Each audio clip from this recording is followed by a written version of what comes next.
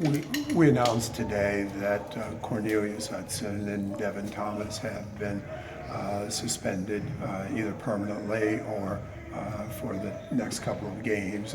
Cornelius will not return to the program, and Devin will be suspended for the next 2 games. And, I'm sorry.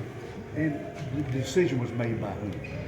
It was a violation of department policy, so that is our guiding principle in something like this, and we make sure that we follow the policy as it is stated.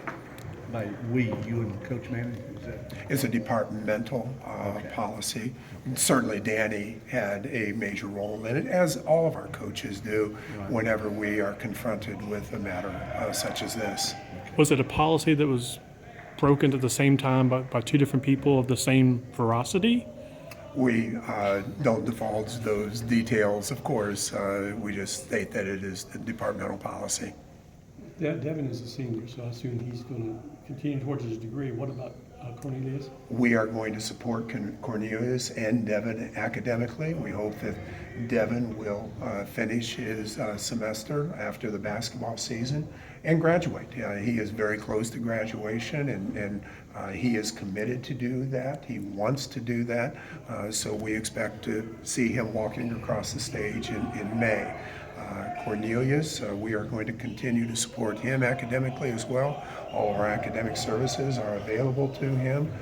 He did a good job today in terms of meeting his academic obligations. After Danny and I had talked with him, that was very difficult for him to do, as you can well imagine, after receiving news like he received. But he responded very well academically today. So our support of him will continue academically, and we hope that he will take full advantage of that. Has Devin given you any indication that he intends to return from the suspension when the suspension is lifted? Absolutely. Okay. Yes. Just want to make sure. Yes. Yeah. Now, after a 9-3 start in the non-conference schedule, the season's kind of gone off the rails. What's your general thought process on kind of the state of the program right now? Well, I'm encouraged about our future, extremely encouraged by our future. We saw great potential this year. The season has not gone the way any of us want it to go once the new year started, but that doesn't calm my enthusiasm for the future. When I look out there and see who we have coming back and the people who are coming in, there's every reason to be encouraged by the future. Danny and his staff are doing everything that we would want them to do to build the type of program that is going to carry us back to the top of the ACC. With this landing right here in the middle of a 1-13 stretch that you're having on, how do you convince the fan base it's not a program in disarray right now? That's a good question, Dan, and I think each fan has to dig deep to make that decision. But I, again, will tell you that I've got every confidence in Danny. As you well know, I go to a lot of practices. I see how they are teaching the team, what their expectations are of the team. I travel with the team an awful lot. So I have I think, a very good perspective of what is going on in that program. And everything that is going on is what winners build upon. And establishing the foundation, establishing the culture, that can be a painful process sometimes. This obviously is a fragile team. When we start out the way we do and end up the way we are, there's a lot of fragility there. And how many games can you go back and say, oh my goodness, we should have won that one, we should have won that one. How did that happen? How did this happen? We all can recite those disappointments. The fact is, we were right there in the vast majority of our games. And now how do we finish strong? And I'm talking about games. In the future, how do we teach our players to finish what they started and have a lot of strength at the end, as much strength at the end as they did at the beginning, whether it be the season or that specific game? Last year you went 5-13. This year you've got a better team. There's more talent on this team this year than last year.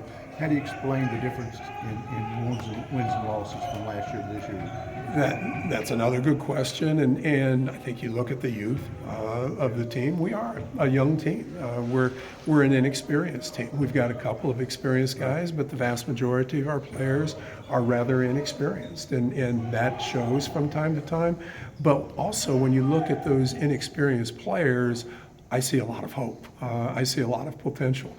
When you project improvement and strength and all of the intangibles that go along with experience, I think it's fairly easy to project we've got an exciting future. We've got a bright future. There's every reason to be anticipating a very, very bright future at Wake Forest basketball.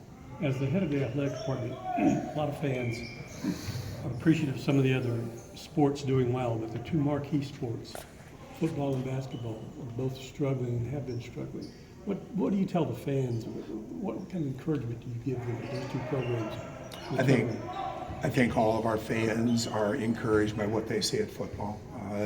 Anybody who has watched us play the last couple of years, and the enthusiasm, the intensity, the fight in that program, the recruiting successes that we've had the last couple of years, the talent level on the field, I think everyone can see that program's on the upswing.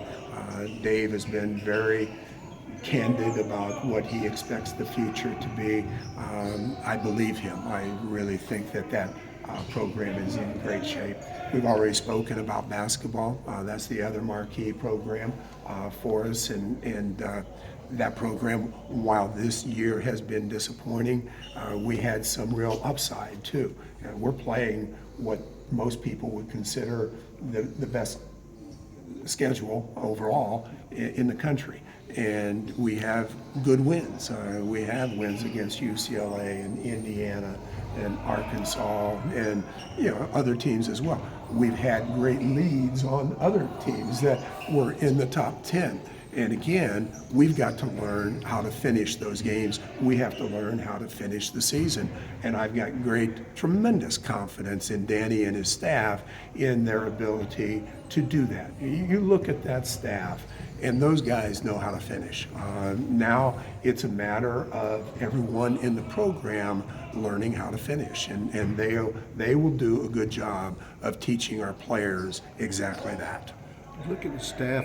There's not a ton of experience on that staff, Ron, especially by ACC standards. Is that an issue? Is there a concern at all? No, not at all. Danny's pedigree is as strong as anyone. You look at what he has been able to achieve, not only as a player, but as a coach, in what he did at Kansas. And you talk with the people at Kansas, or you talk with Larry Brown, you talk with anybody who really knows Danny Manning, there is nothing but glowing remarks about him. Randolph Childress, we all know what Randolph's MO is, and he brings he's a tremendous asset to this program. Brett was a head coach. He knows what the ins and outs are of developing a program and how to develop a program. Steve Woodbury was a fabulous player, and he is able to transition his experience on the floor to coaching as well. So this staff is a very, very strong staff, and will lead us to the promised land. Good. Okay. All right.